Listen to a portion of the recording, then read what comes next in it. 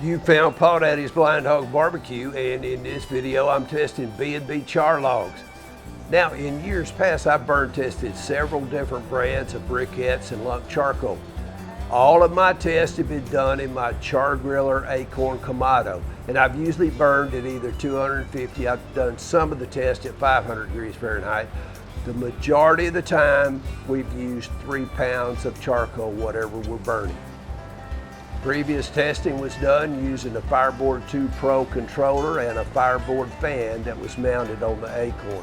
But since I did all that testing, I've started using a tip-top temp, and it is semi-permanently mounted on this Akorn Kamado. And the tip-top is a 100% mechanical temperature control device. Now, the parameters for this burn is 3 pounds of char logs. We're attempting to burn them at 250 degrees Fahrenheit until that temperature falls below 200 degrees Fahrenheit. At that time, we'll open it up, inspect it, see what's left. We'll restack any remaining charcoal and attempt to bring the temperature back up above 200 degrees Fahrenheit for one time, and then we're going to call it again when it falls below 200 degrees for that second time.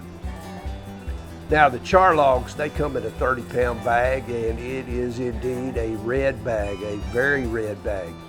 And this shot is just contrasting B&B's orange bag that their briquettes come in with that char log red bag.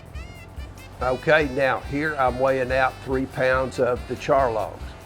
If you're not familiar with char logs, they are processed charcoal. They're in a cylinder shape. They've got various lengths, and the logs have a small hole that runs right straight through the middle. And char logs are made from a patented process, so they're probably not going to get much competition anytime soon. Now, I'll take the char logs and I'll make a small stack at the back side of the Akorn. Now, at the grate level, I've got a probe installed so we can monitor the temperature, and I didn't want the fire directly underneath the probe. That's why I'm stacking the charcoal at the back. And we're starting out with a clean ash pan. And since char logs light so easily, it doesn't take but a few minutes with a propane torch, and we can light these things right there in the pit. And I'm lighting the front edge of the pile because I don't want to burn the whole stack at one time. Now, for the tip top, basically you keep it open while you're bringing that temperature up to your desired set point. But when it gets to within 50 degrees of your desired temperature, then you adjust the tip top down. You close it down to 90%, and then you let it take over from there.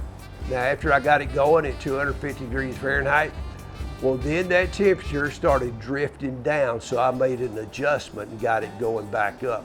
But as you can see from this graph, that temperature spent quite a bit of time above my 250 degree set point. So my last adjustment was probably ill-advised.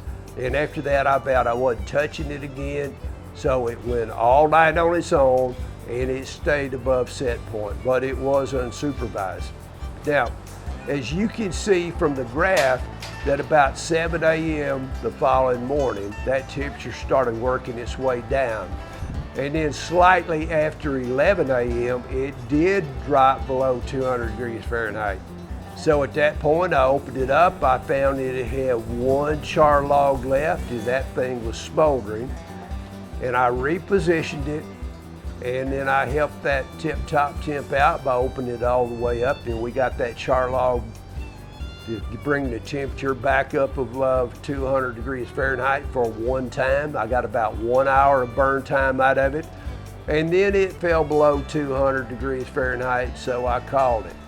By the rules I set out, the burn time I calculated to be 17.5 hours of burn time from the time it got to the 250 to the time it fell below 200, and then we brought it back up and got another hour out of it. So 17.5 hours burn time total.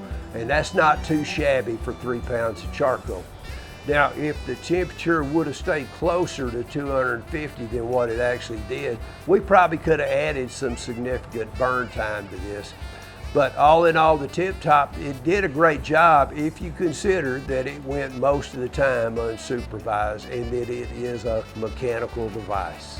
Now that ash pan had one of the most complete burns that I've ever had. There just wasn't much left that could have burned up that was left in this thing. Now keep in mind, I'm not saying that you'll ever get 17.5 hours of cook time out of 3 pounds of char logs. Actual cooking is going to be quite a bit shorter, of course, but this gives us a reference point if we're comparing it to some other brands of charcoal. Now, all you got to do is hit that like button on your way out. Please consider subscribing, and hope to see you next time at Paw Daddy's Blind Hog Barbecue.